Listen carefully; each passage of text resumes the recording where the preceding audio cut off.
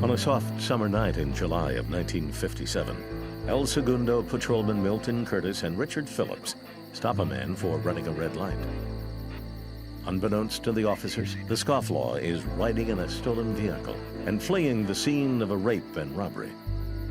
When the officers try to run the car's make and registration, the suspect panics, pulls out a gun, and shoots both cops dead and flees. Police recover partial fingerprints from the steering wheel of the stolen car, and eyewitnesses provide police with a physical description of the suspect.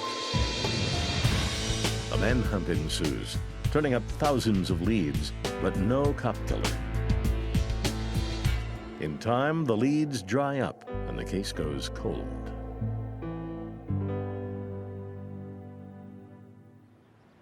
One stop down the line from El Segundo lies Manhattan Beach. In the spring of 1960, local resident Doug Tuli picks up a shovel and rake and ventures into his backyard.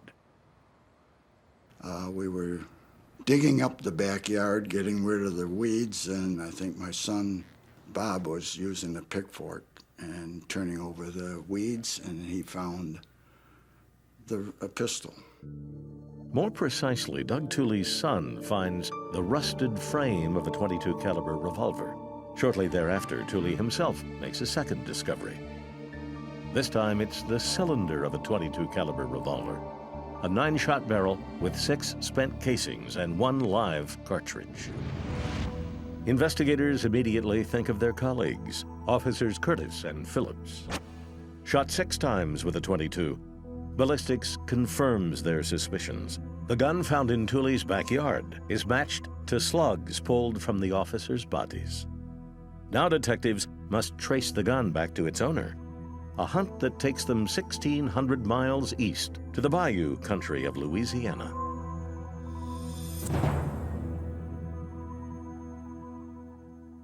Investigators track the murder weapon to a Sears and Roebuck store in Shreveport, Louisiana. The sale is logged to a man by the name of G.D. Wilson. Date of purchase, July 18, 1957. Just 4 days before Officers Phillips and Curtis were killed. Detectives fan out through Shreveport, looking for further traces of G.D. Wilson. They pick up his scent around the corner from Sears at the local YMCA. There was a George D. Wilson that had checked in to the YMCA the night before the handgun was purchased. In the YMCA booking log, Wilson lists a permanent address in Miami, Florida. Police run the address down. It turns up fake. 4 years after 2 officers are killed in the line of duty, every lead has been run and every hope dashed. Mr. Wilson is nowhere to be found and will remain that way for more than 3 decades.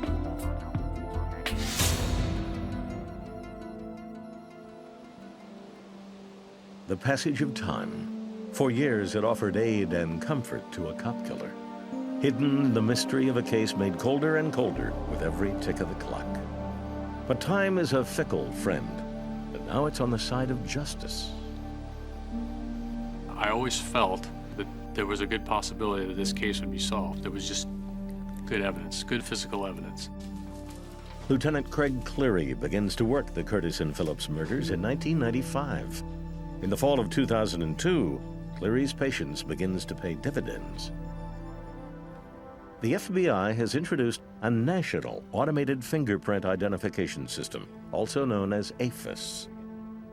The composite print is traced into the AFIS system, plotted for points of identification, and then run through the database. In a matter of minutes, AFIS compares the lift against more than 44 million sets of prints. And there was probably half a dozen of us looking at all the ridge structure that was consistent between the fingerprint that we had as the evidence fingerprint and the fingerprint from the database. And everybody's standing by that screen, looking at the image and saying, "We got him." The suspect print matches up to a South Carolina man named Gerald Mason. Born in 1934, Mason would have been 23 at the time of the murders. A background check reveals he served time in a South Carolina prison for burglary. 23 years old, 6'2", 200 pounds, from the South. We were fairly confident at this time that we were on the right track. Investigators believe they must tie Gerald Mason to the murder weapon, a 9-shot, .22 caliber revolver found buried in a backyard a few miles from the shooting. On the night before the gun was purchased, a man identified only as George D. Wilson checked in and stayed the night. Cold case detectives pull a photocopy of the YMCA registry cards from the old evidence files. So now we've got an actual document with his name and his handwriting and his printing on this document. The document is passed along to handwriting specialist Paul Edholm, along with a sample of handwriting from the suspect, Gerald Mason. First letter, G. That's probably the letter that I saw the most, and it just jumped off the page at me. I mean, they're almost identical as far as the height, the width, the number of strokes it took to make that letter, the slant. All of those factors together, you go, look at this, I gotcha.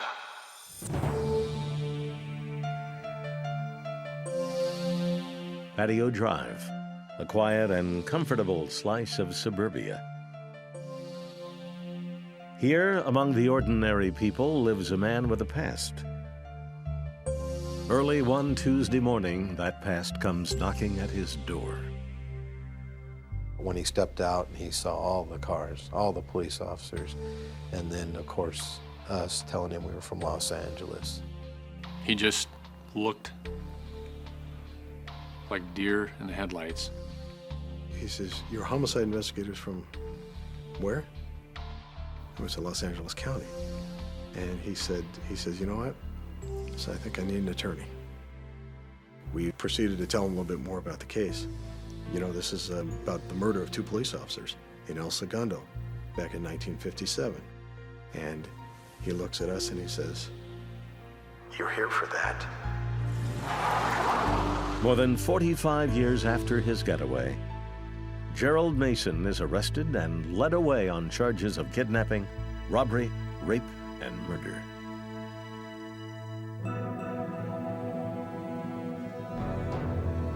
Two months after his arrest, Mason confesses to killing officers Milton Curtis and Richard Phillips. He tells police he cannot put his family through a trial. At sentencing, Mason faces the families of his victims and reads from prepared notes. I do not understand why I did this. It is contrary to all I believe in. It does not fit in my life. It is not the person I know. I detest these crimes. He cried and he said he was sorry. Please find it in yourself to forgive me, and please don't be bitter. It's like, too late. We cannot and we will not forgive you. I don't think he feels bad for those people. I think he feels bad for himself that he got caught. Mason's mea culpa also rings hollow with Judge David Wesley, who slaps the cop killer with a double life sentence, with no chance for parole. For the men and women who wear the badge of the El Segundo Police Department, the verdict is gratifying, and the case itself personal, a matter of honor and a matter of family.